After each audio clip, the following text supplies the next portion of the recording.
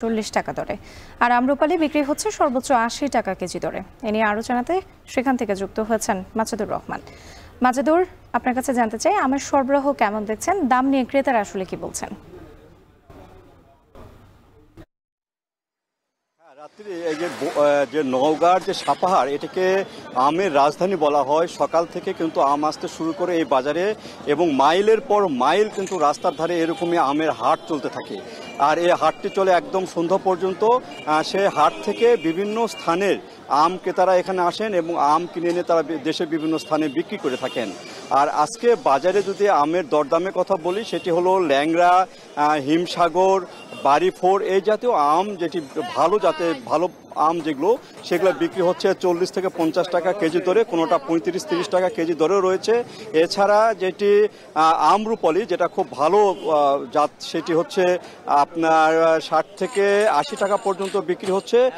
এইভাবে কিন্তু আমগুলো বিক্রি হচ্ছে, এবং সকাল থেকে কিন্তু এই আম এখানে আসছে, এবং সন্ধ্যা পর্যন্ত যে হাটটি চলে, সেই হাটে কিন্তু প্রচুর পরিমাণে আম বিক্রি হয়। কখনো এখানে 50-60 টন আম বিক্রি হয়, তার চেয়েও বেশি হয়, 100-150 টনও আম কিন্তু এই হাট থেকে বিক্রি হয়। আর এই আমগুলো এখানে যেটি যায়, সেটা হলো ঢাকা সহ দেশের বিভিন্ন স্থানে অনলাইন থেকে আরম্ভ করে একদম ট্রাকে করে কিন্তু আম এখানে বেচা কিনা হয়ে থাকে।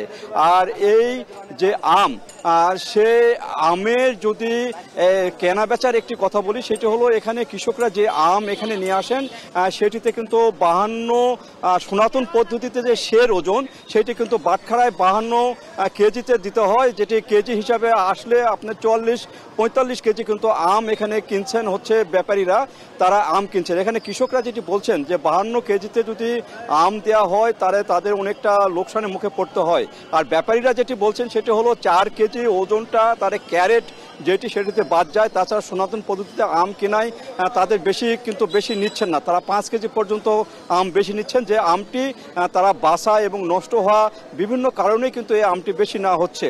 আর কৃষকের কথা হলো, সে আমটি বেশি নেওয়ার কারণে তারা একটা লোকসানের মুখে পড়ছেন। আর এখানে যে আম বাগানগুলো রয়েছে, সে আম বাগানগুলোতে পুরো দমেই কিন্তু আম এখানে পাড়া শুরু হয়ে গেছে, এবং হয়তো 15 থেকে 20 দিনের মধ্যে কিন্তু আম আস্তে আস্তে কমে যেতে থাকবে। তখন হয়তো বাড়িফোর জাতের যে আমটি, সেটি আসতে শুরু করবে। তো এইভাবে এই যে সাপাহার বাজারে আম বেচা কেনা হচ্ছে, এবং এই বেচা কেনাটা চলবে আরও 1 মাস পর্যন্ত। তো এই ছিল রাত্রে আমার কাছে যে সাপাহারের, নওগাঁ সাপাহারের আম বাজার থেকে সর্বশেষ আমের দরদাম নিয়ে। নওগাঁ জমে উঠেছে সাপাহার আম বাজার। এ নিয়ে বিস্তারিত জানাতে যুক্ত ছিলেন মাজিদুর রহমান।